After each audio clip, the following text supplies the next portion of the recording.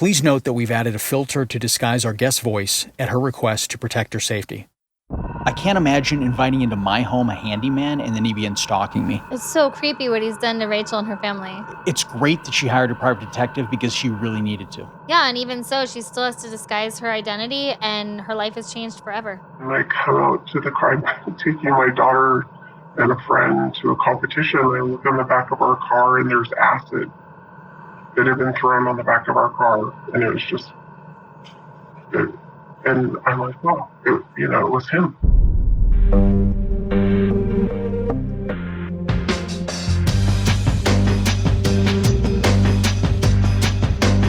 I'm Jaimie Beebe. And I'm Jake Deptula. On today's episode of Strictly Stalking, we're chatting with Rachel, who was stalked by a former handyman she hired and then had to let go over poor workmanship. Angered over his termination, he started harassing and threatening her. Concerned for the safety and security of herself and her family, Rachel turned to Premier Group International, a security and private investigation company. Joining us from Premier Group International are Dalu and Brianna Morgan. After retiring from a career in law enforcement, Joseph launched PGI in 1999, which has become a proven leader in the investigative security, threat, and risk management industries. And Brianna works as a specialist for PGI and performs background investigations, social media profiling, police record acquisitions, and database searches. Rachel, Joe, and Brianna, thank you so much for joining us today. Thank you for having us. Thank you. Thank you. Rachel, do you want to kind of bring us up to speed and tell us a little bit about yourself? Sure. I've worked in law for probably about 25 years now. I work with a law firm. I do complex litigation investigations. And I've done investigative work for well over 20 years.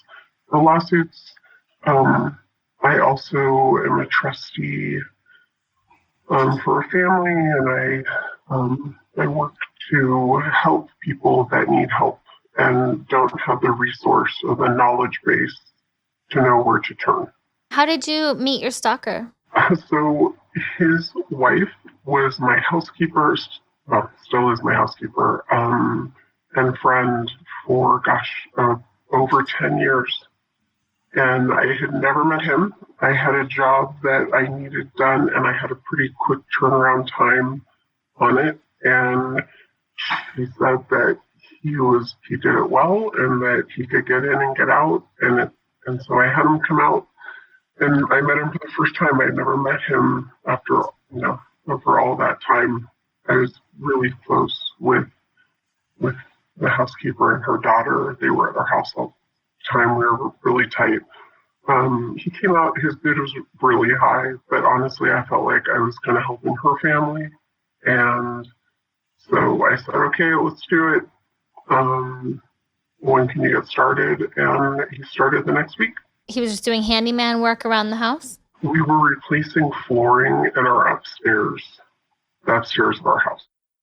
I would say within a couple days, he had different workers there. He never actually showed up.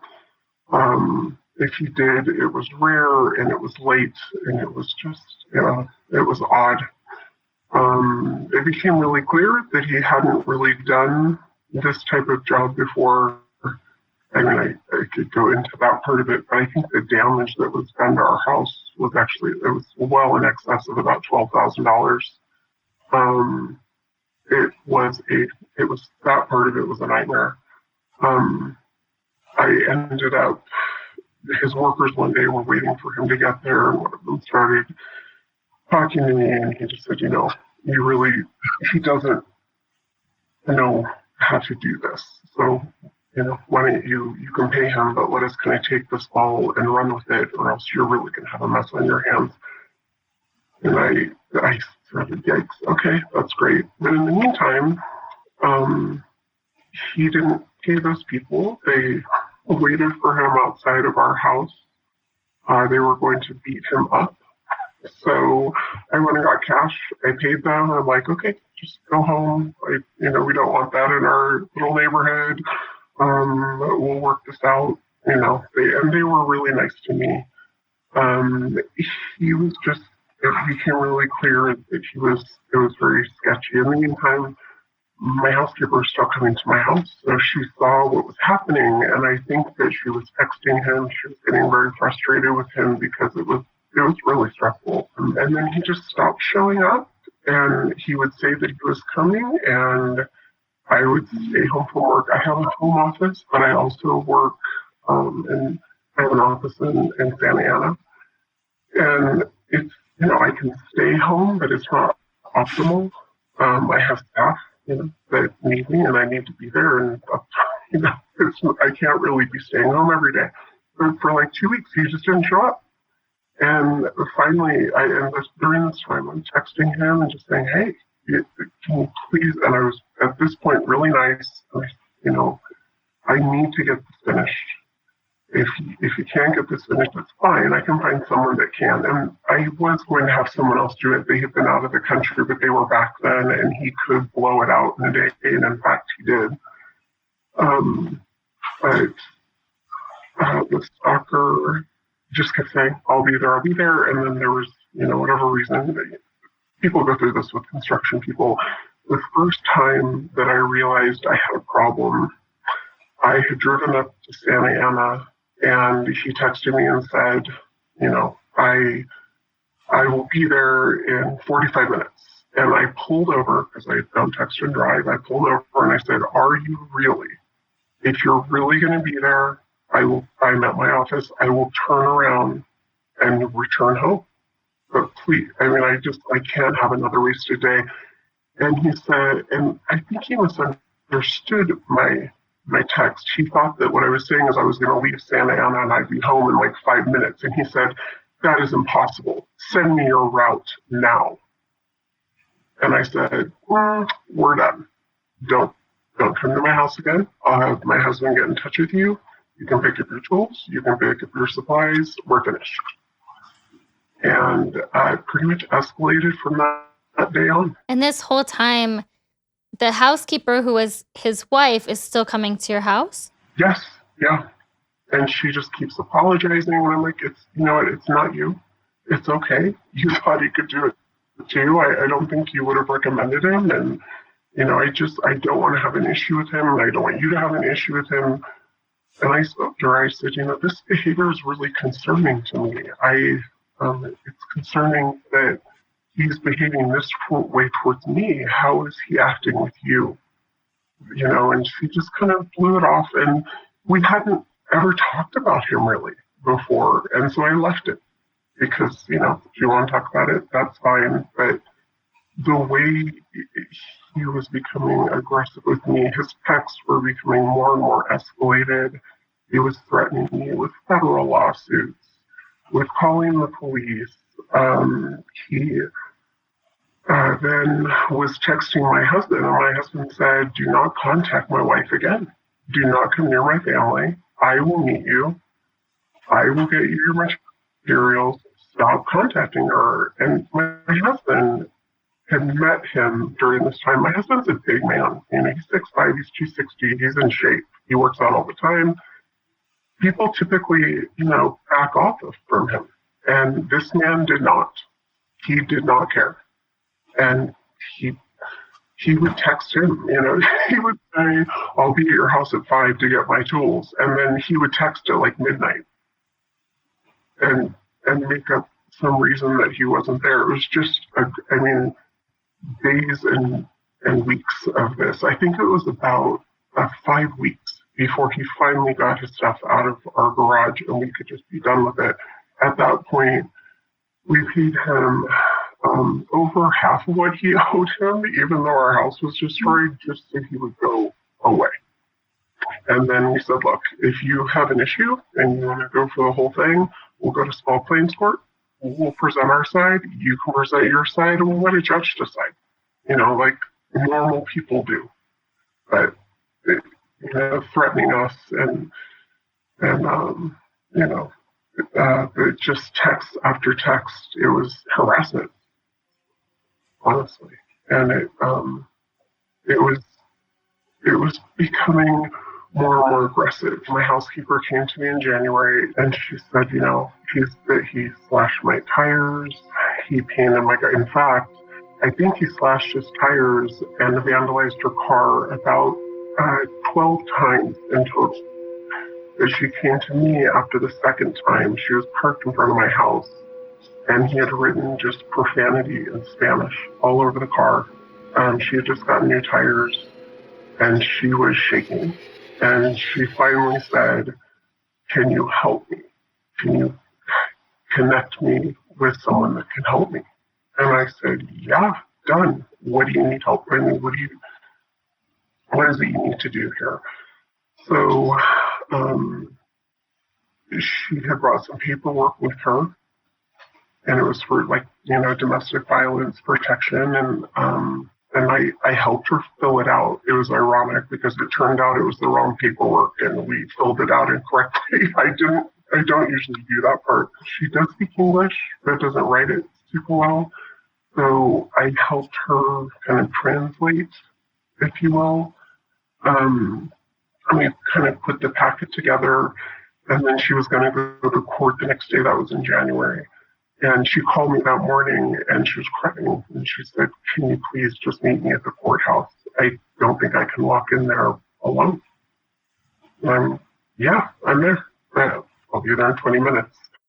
And I met her there, and I just kind of held her hand and just sat with her.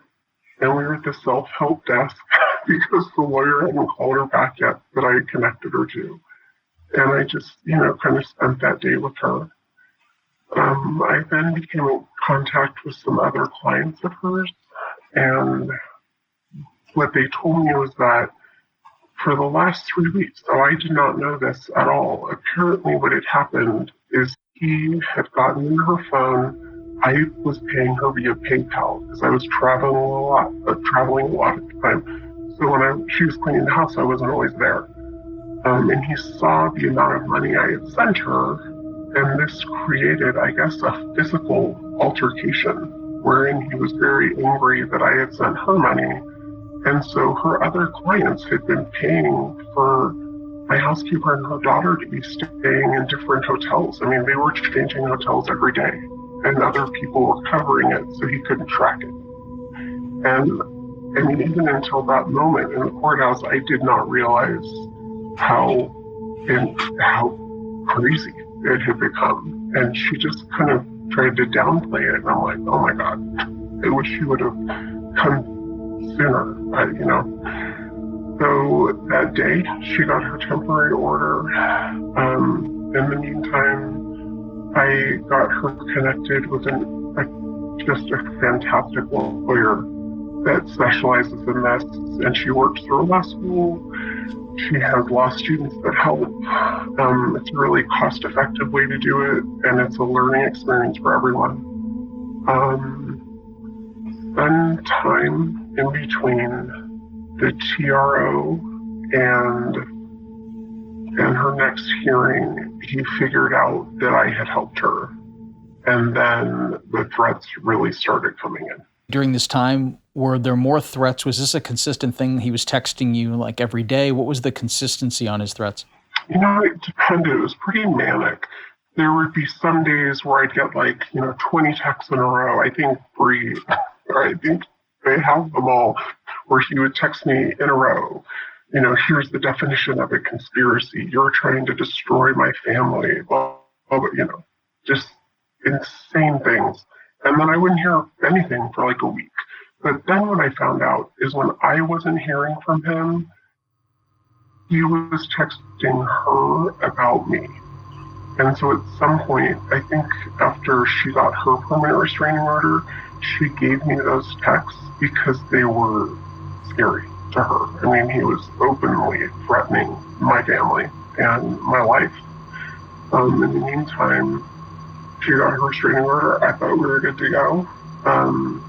And I come out to the car, taking my daughter and a friend to a competition. I look in the back of our car, and there's acid that had been thrown on the back of our car. And it was just, and I'm like, oh, it was him. And we were able to prove that later. Clearly it was. Then our German Shepherd was shot through the neck. She survived. that she was shot, and we just don't live in a neighborhood where things like that happen. Things just were getting, it was just becoming more intense, at which point I got a call from the lawyer that I had referred my housekeeper to, and she said they were out. They were stepping out. He was insane. He was following her around court, and he would send her emails about what she had been wearing in court and if that color looked good on her or not. It was super creepy. And she's like, hey, I love you. We'll work again together, but I'm out. This is out. And the irony, too, is the only one who wasn't taking him seriously was my housekeeper. Also, after she got her permanent restraining order, he cut her brake lines. He again slashed her tires. He cut her brake lines. Their daughter was in the car. There was an accident. I mean, just the level of violence. He broke into her. She got a new apartment. He had someone follow her. He broke in. She would call the police. She has a permanent restraining order, and there was nothing they could do. They would just escort him away. I mean, the literal definition of assault and battery, and there was nothing that could be done. And in the meantime, he then starts pivoting his focus to me because he has decided that I am the one that started all of this, and I am the one that helped her. What were the circumstances where he was doing these things? Can you kind of go into detail a little bit more about how it came about and how you realized? I mean, obviously you knew it was him, but how were you able to let the police know that it was him? When the car thing happened, I called the police. I told them exactly who did it. They did the report. When my dog was shot, I did the same thing. They just kept saying, okay, we'll take a report, but there's not much we can do. To answer your question, it comes later in the story, but he ended up stalking a police officer, attacking his dog, and then the police got involved, and they then tracked his cell phone to my house when my dog was shot and when the acid was thrown on my car. So we were actually able to prove that he did those things. From this process, where were you at this point? When the lawyer said she was out, she's like, look, he just filed some very concerning paperwork. He is threatening you. This is scary. You need a lawyer, and you need to get some help because you have become the focus. He's obsessed with you and your family, and this is different than any case we've ever done before. You need help. So we have a great friend that we work with who's an amazing attorney. I just have never needed him before. He usually sends stuff to us, not the other way around. So I called him, and my husband and I went and met with him, and we just kind of ran him through what was happening. I said, I need a restraining order, at least. We're hoping to get his attention and stop the madness. And we were sitting in that meeting, and he said to his daughter that works in the office, you need to get PGI's number. What kind of issues did they immediately address for you? Well, for one, I had gotten a temporary restraining order. I spent the day at the courthouse, and I think that is something I would like to emphasize. I'm sure you guys know this from doing these podcasts, but it's very difficult for victims to get through this process. Like, if every form is not absolutely perfect, if everything you've done is not perfect, you can spend, the entire day at the courthouse and have no protection. And then by the time you're done, you have to find an officer or someone to serve the paperwork. And then they may or may not be successful. And you're just in this weird limbo. So I think, I want to say it was like January 29th. At this point, I got a temporary, and this is after, so the dog had been shot all of these things have been happening. I started sleeping in the front of our house in case he showed up, you know. And on the morning of the 30th, I had gotten the temporary, but they hadn't served him yet.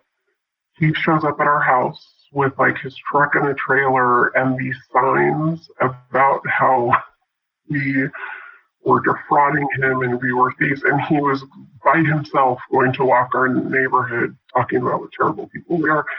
And I went and got my husband, and my husband went outside and he served him with the temporary orders. But because my husband was protected by the order, that didn't count. We needed someone else to do it. And so I think we saw Steve the next day after that. That's a funny story. On the 30th, I called 911.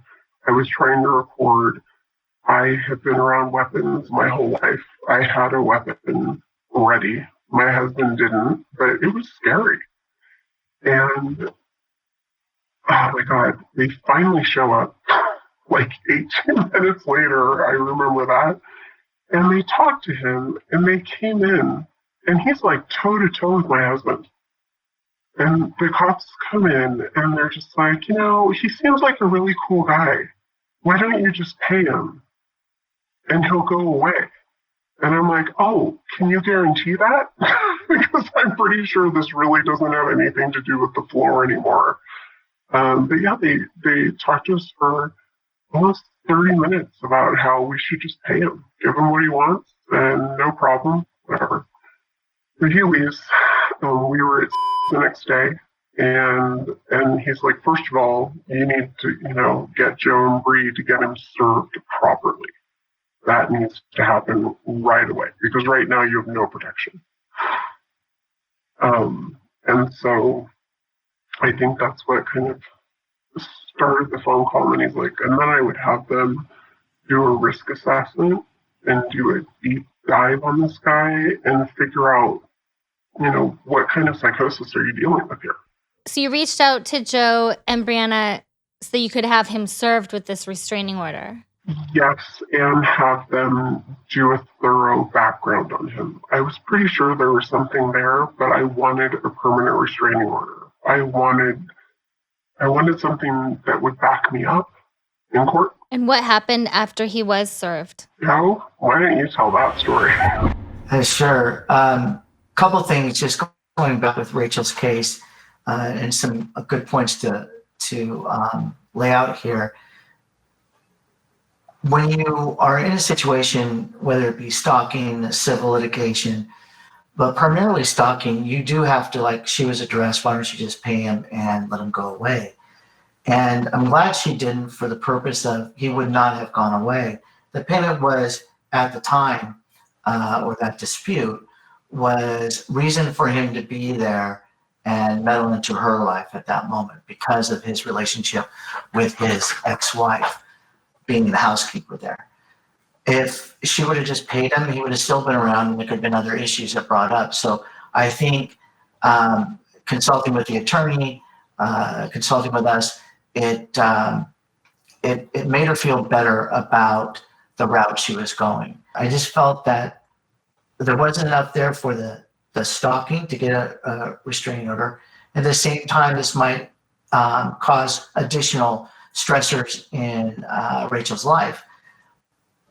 But because we're under time pressure and she was adamant about it, and I'm glad she was, I was forced really to compile all this information into a report that is going to make sense to the judge, that's going to streamline that a protective order. And when you start compiling this information, it's information of criminal history. Just because they have a criminal history doesn't mean that they're going to become violent. We look for certain indicators, stressors such as debt or substance abuse, an extensive criminal or violent criminal history. Those are indicators that we want to concern ourselves with.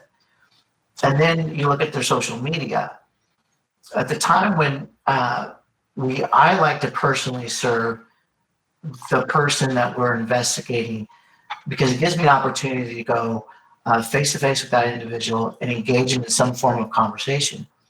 And it proved very effective on this particular incident. I did not expect it to go the way it did. We're in a courthouse. Brianna indicated that he had a preliminary hearing coming up for a stolen vehicle that he had to appear on. So we were hoping that he would be there and make it easier to get him served effectively in a public place, in a very secure place. And so Brianna and I both went there. I was in a suit, and when you serve somebody, you don't have to be in a suit. So there's a method to everything that I do. I'm going to be asking this individual questions. I need to come across to him that I'm in a position of a professional expert, so to speak, and that I need him to take me seriously as well. Presentation, command presence. And I was very friendly, walked up to him, called him by his name, and said, "Hey, look, do you mind if I talk to you? I have a temporary restraining order for you." He goes, "For what now? I just got one." So that came into, even though we were familiar with it, it still reinforced, look out, he realizes what's going on. He just got one.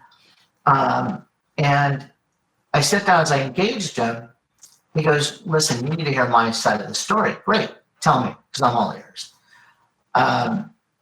At one point, he kept going on in circles about the vandalism he did to his ex-wife's car, vandalism to Rachel's property.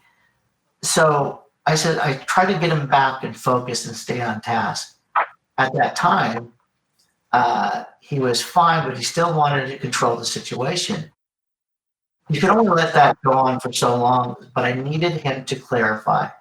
But as soon as I mentioned Rachel's name, that was a trigger for him. And he immediately assaulted me, pushed me. We're sitting down in the middle of a courtroom hall. He's getting ready for his felony prelim, and he pushes me. So I stand up, I push him back, say, "Stay away from me. This isn't, let's not go there, let's just talk." And at that point, I could see his rage, and he just jumped towards me. And I got him in control, got him in a headlock, saying, "Look, sit down, calm down, let's talk about this." In my head, I'm thinking, boy, Rachel was correct on her instinct, right? That also educates me. I've been doing this for 20 years, but it still reinforces to me, listen to the client, trust their instincts as well. My job is to control it, make sure they're not getting paranoid, because this is a type of situation that you do become paranoid. That's human nature. Someone's following you or stalking you. You don't know who to trust. You don't know when you're being followed. And a simple thing, it could be a very simple hello from the mailman. You're starting to go, wait a minute, why did he say hello that way? Did he talk to this stalker? Those are normal things. My job is to get them focused back to the facts and reality, and let's deal with this, but have empathy towards their emotions. Rachel, what happened next after all this went down? Wow, what happened next? So PGI started doing their threat assessment. I got everything together for the lawyer so that we could go in and I could try to get a permanent restraining order, which is difficult. In the meantime, I was still getting text messages from him. And it was frequently when I was out of town, which just kind of scared me because, my daughter's home or she's with, a college student, but still, or my husband's home. It was just nerve-wracking. Also, the whole time he's threatening me with federal cases and, DAs that he's talked to. And it sounds ridiculous, but it's just like exhausting, plus I work and I have things going on, and it's like this is always in the back of your mind, not knowing if he knows where you are. And then also, I did have my housekeeper send me any text messages that involved me or the lawyer or her lawyer. And as she would send them, it was very concerning, He was talking about we had a court date, like when I was going to do my hearing. It was, I have a surprise for those bitches. It'll be surprise day. I mean, it just had like this terrorist feel to it, where it made me uncomfortable, which is probably what it was meant to do. But also knowing that you're the focus of, and I had never thought to look for him on social media. But for whatever reason, one day I did, and oh my God, it was like his page was about me. I am glad I hadn't looked at it before. It was really concerning, and it was public, and I couldn't believe he didn't even care to lock his threats down. Like, he just put it out there. So it's funny because we were talking about, if we should go to trial or not. The Sunday night before, I got a call from my lawyer, and he said, a lot of times this will exacerbate it. A lot of times this will make it worse. And he's like, are you sure this is the route you want to take? And I'm like, there is no turning back now. If I don't show up, or if we don't go forward with this, he will take that as weakness, and I'm done. He'll make my life hell. He'll be at our house tomorrow. So I have no choice. We have to do this. So the next day, we went to the courthouse, and I think we were the first matter called, and it was, I had always been on the other side. I prep witnesses for things like that. I prep people for testimony. I've never really been the one that has had to do it before, so it's giving me a whole new layer of empathy for people that I'm talking to, and how to explain it to them and get them comfortable. In my instance, the stalker did not have a lawyer, so we all had to. Joe was there too. We all had to answer his questions. I don't remember how long he questioned me for, but I want to say it was close to 3 hours. Maybe longer, because it started right after lunch, and we took the whole day. And he just, question after question. And the judge let it go. I think he had to, but it was difficult. It was difficult. So, segue into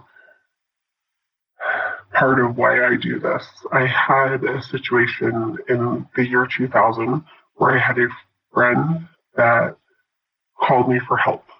And it was different then, the internet isn't like it is now, and you wanted to look into someone that was living with her, and she called me on a Friday. And I was on my way to her house on a Monday. There had been some violence and some threats. On my way there with my investigator, I got a call, and her body had been found, and he had killed her. And it's why, if you call me,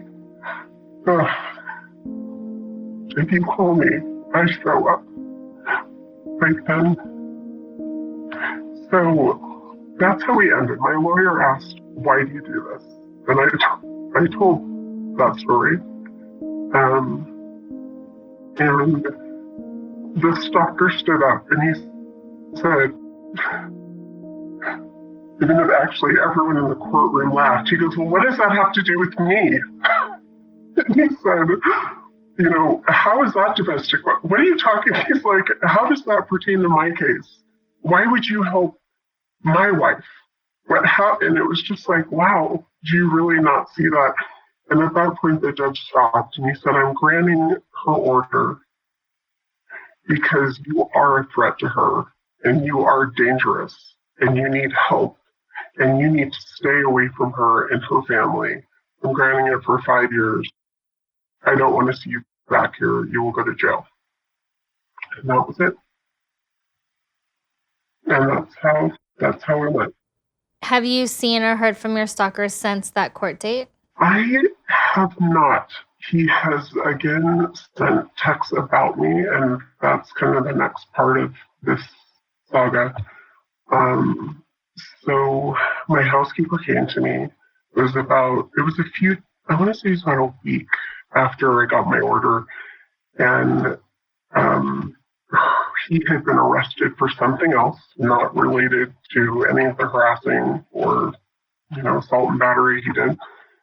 And he became obsessed with someone that helped her get her things out of the house. And she showed me a picture, and it was a police officer, and he was sending things about this police officer to her.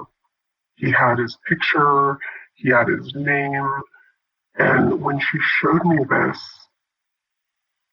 I guess what he thought was that she was having an affair with this police officer, and I guess where he got this idea is he had video of her getting her stuff from the house. The guy on the web kind of looked like the guy on his camera. It wasn't the same person, as it happens. That he became obsessed with this police officer. And so I called Bree. I'm like, Bree, I'm sending you this stuff right now. You need to find this guy.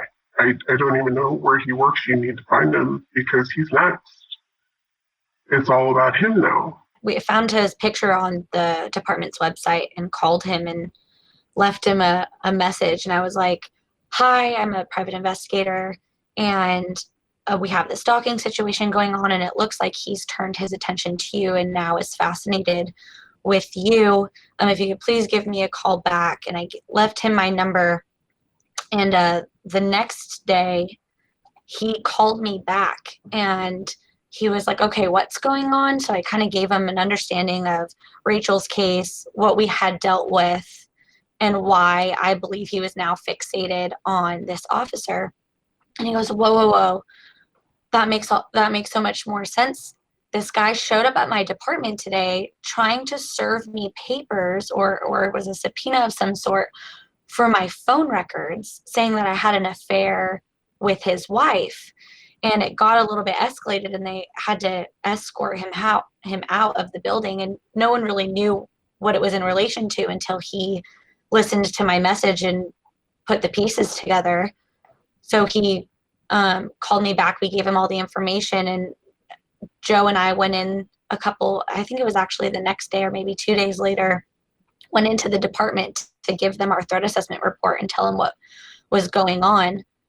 And then that officer, the thing that alerted us to, okay, this is a big deal, was that officer had a dog, a German Shepherd that looked like Rachel's dog, who had a couple days before the stalker showed up at the department, the officer's dog had been slashed on the shoulder with a machete or a big knife of some sort.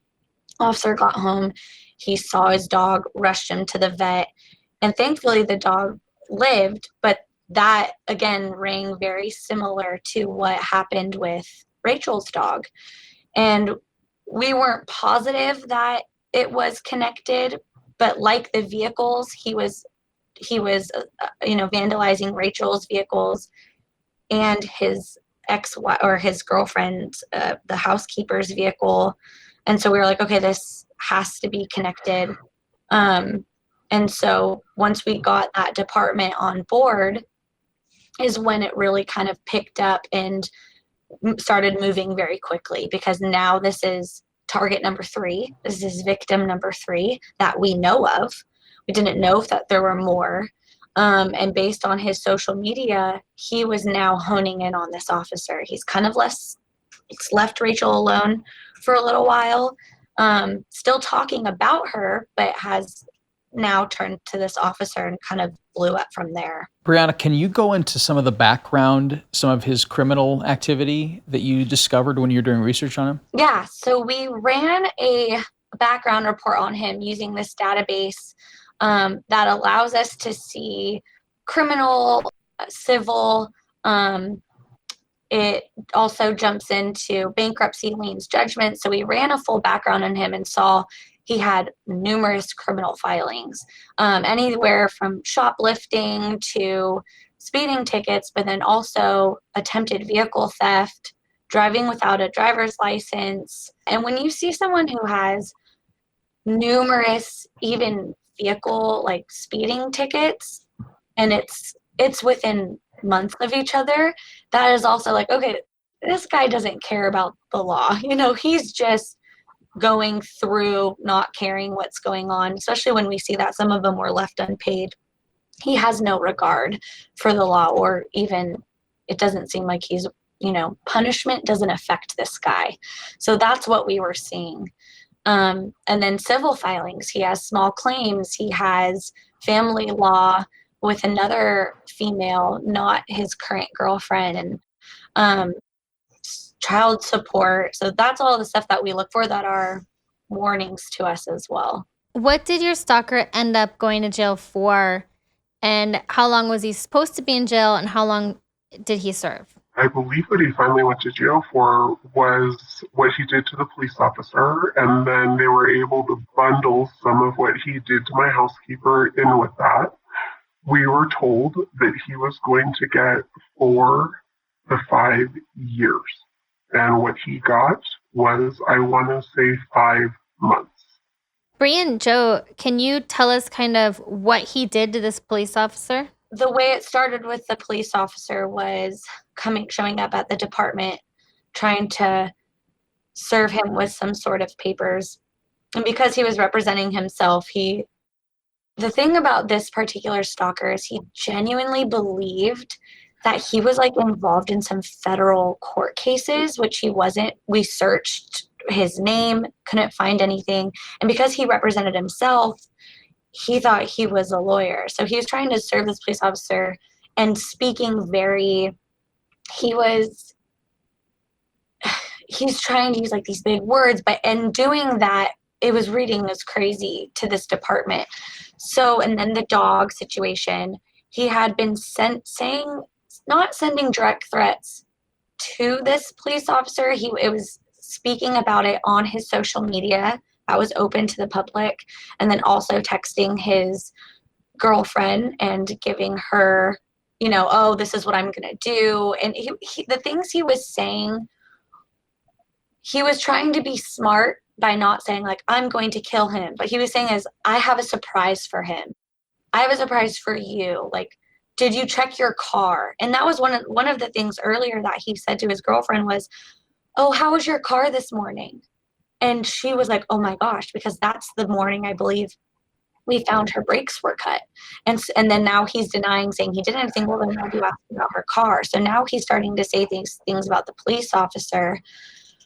And they were empty threats they were seemingly empty threats at this point, but he had been plotting against this guy. He had been posting pictures of flamethrowers that he had made, that he was planning on that he was planning on utilizing on a pizza guy. So it was very, very weird. Department ended up pulling his phone records that he had somehow found this officer's house. And so that shows he's resourceful, and had been doing drive-bys there, and they were trying to link all of that.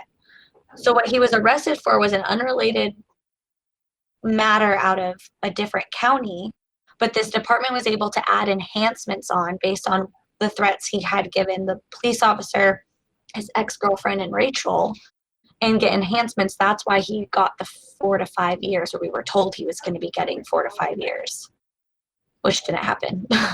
Rachel, what advice do you have for anyone who's being stalked?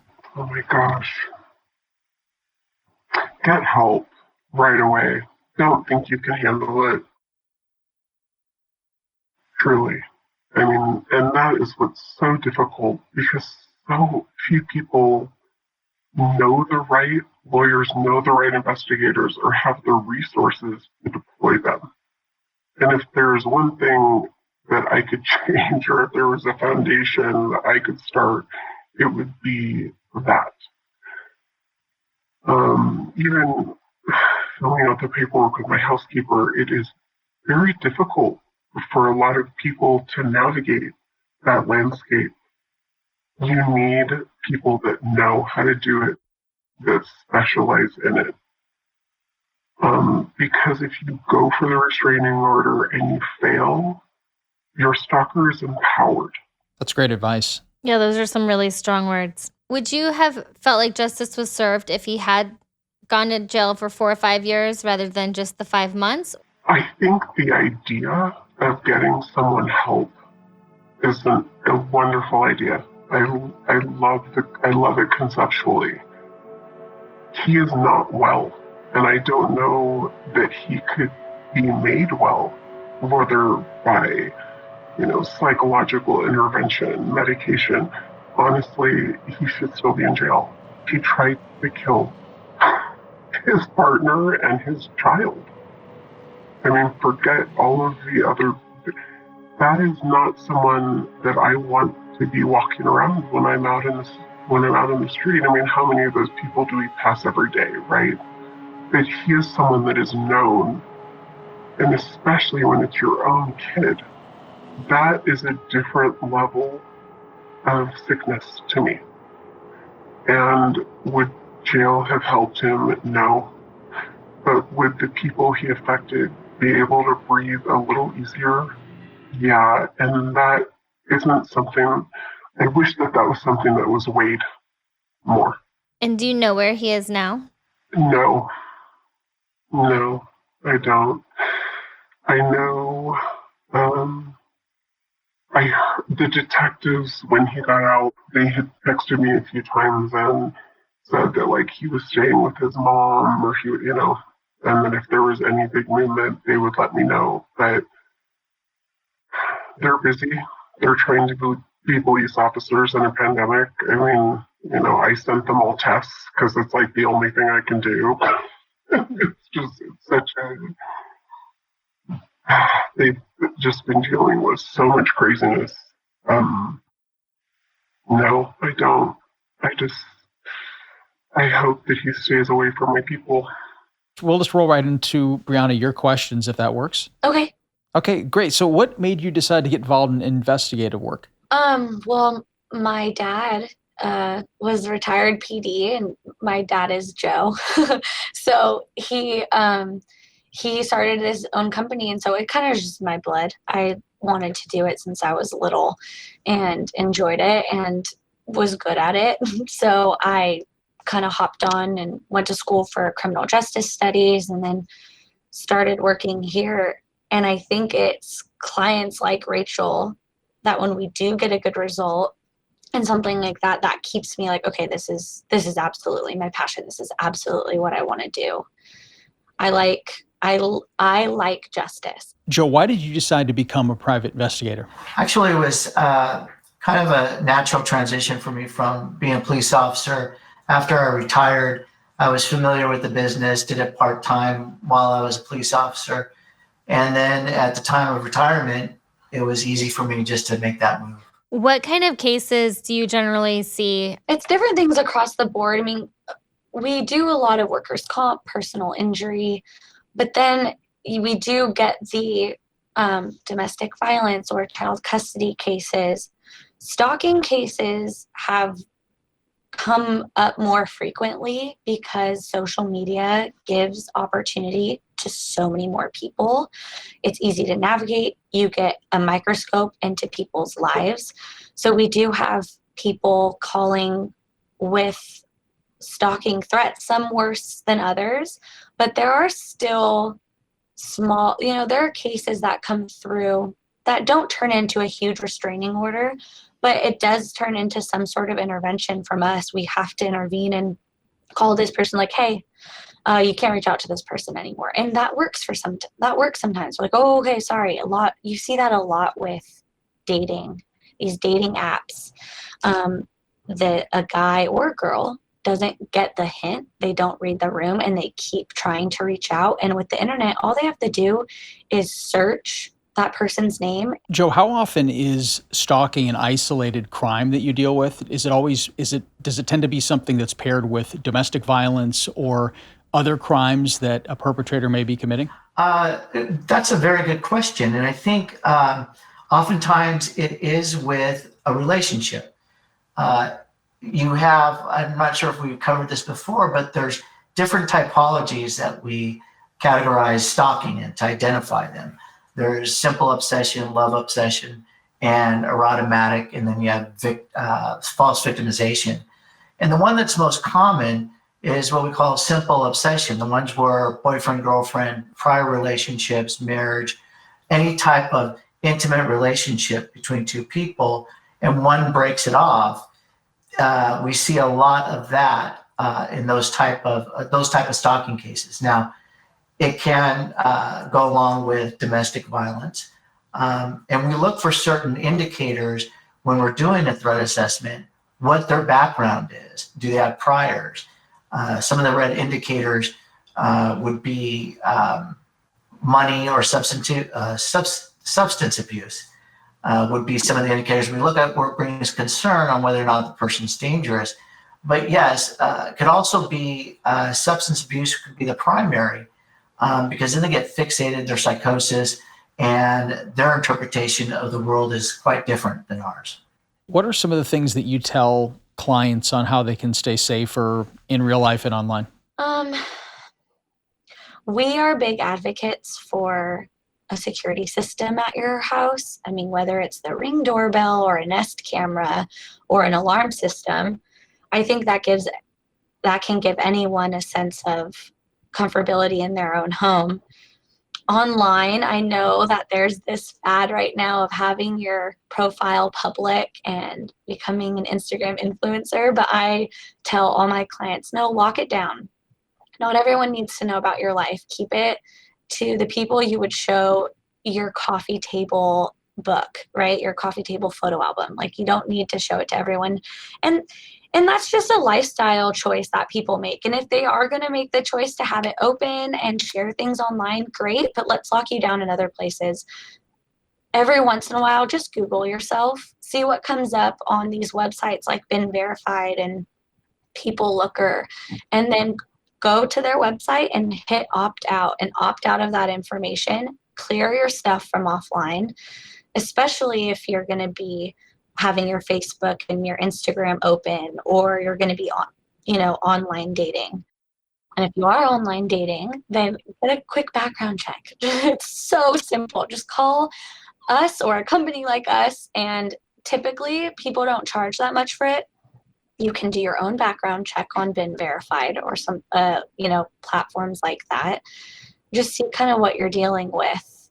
Another thing we always, when our clients come in, we ask them, and they're dealing with a stalking case, we ask them for an emergency contact, someone who's always going to know where they are, someone they trust that they can either give their location to. So, like, my mom has my location, and my friends will go, that's such a, that's so overbearing or lack of privacy. I'm like, I don't care, because if something happens to me, my mom is going to know exactly where I am, and I'm going to be airlifted out of there. But that's always nice to have. You have someone you trust that knows where you are, especially when you're dealing with these, in these waters with people like this stalker. You want to make sure that you're protecting yourself in that way as well. That's really great advice. When someone's looking to hire a private investigator, what qualities should they look for? For any type of investigation, they want to make sure that they're properly licensed and insured, which is very important. I think anyone that's in the business, there's a lot of people who really don't know what they're doing, and they are able to get their license because they worked for someone else, but they don't have the business sense to be properly insured or effectively keep their license up. And I think that is important. Also, look at their office. Do they work out of their home, which is okay, because I did for several years. And most investigators do that are just one-man operations. But you want a team of people, depending on what you're investigating. You want the experience. You want to look at their background. You want to look at if there's any complaints registered with the state. And although Yelp can be a very resourceful tool, it can also do damage that you have no control over, for either by competitors or a disgruntled employee or a disgruntled client. What is your end goal or ultimate goal in a lot of these stalking cases? Are you looking to put the stalker in jail? Are you looking to just protect the victim? Those could have many answers depending on the victim and the stalker. Sometimes it's not worth pursuing an arrest or restraining order because that could aggravate the situation. So you have to be really informed of who you're dealing with as a victim, as well as the stalker, gathering information. Oftentimes it's controlling the victim themselves and educating them. It's not that simple to go get a restraining order. It isn't. And they have to think about things. If they're going to go through that trouble of getting a restraining order, which is a process, and it has to be done right, they need to also follow up and do their part. And every time the restraining order is violated, make another report, and keep doing that. So that can build a case for stalking. Sometimes I think it's okay if the victim says that they're scared to continuously admit to that. Sometimes with powerful people, whether it's a high executive, male or female, they have a tendency to go, yeah, this scares the hell out of me, but I want it stopped. Then later on, as you start making that progress, developing, working towards that goal, they go, well, I'm not really that scared. I'm more concerned for my family, or I want to save the embarrassment from work. That doesn't work too well with law enforcement, where they go out trying to make contact with the suspect and or enforce a restraining order, and all of a sudden they don't want to follow through with a lot of the requirements that they were required to do. So, but I just want the client to be educated, what to expect, understand their expectations, and work out what's best for that particular isolated situation. There could be children involved, right? There could be other contributing factors. And it's important to understand that so you can best inform the client. How can our listeners find out more about PGI executives? Where can we find you? They can go to our website. It's pgiexecutives.com. They can also find us on Instagram, PGI_executives. It's our Instagram. And then they can just give us a call. But our website is pretty informative about what we do and some cases that we've handled in the past. And do you only work within California, or do you work nationwide? No, we're nationwide. We have contacts on the East Coast, and Joe is a part of a couple of different organizations that allow us to reach out to other investigators nationwide. So if we had a case that was, we had a couple of cases that were half New York, half California. So we have to have our investigators in New York working. But yeah, we're nationwide. Rachel, Joe, and Brianna, thank you so much for joining us today. Of course. Thanks for having us. Thank you. If anyone out there is in need of help or is a victim of stalking, please reach out. You can find a list of resources on our Instagram at Strictly Stalking Pod. If you'd like to share your story with us on Strictly Stalking, you can reach us at strictlystalkingpod@gmail.com. That's strictlystalkingpod@gmail.com. You can watch our episodes at youtube.com/strictlystalking. And now we're on Patreon, where you can sign up for exclusive bonus episodes and check out show merchandise. Just go to patreon.com/strictlystalking. I'm Jake Deptula. And I'm Jaimie Beebe. Thank you for joining us on today's episode of Strictly Stalking.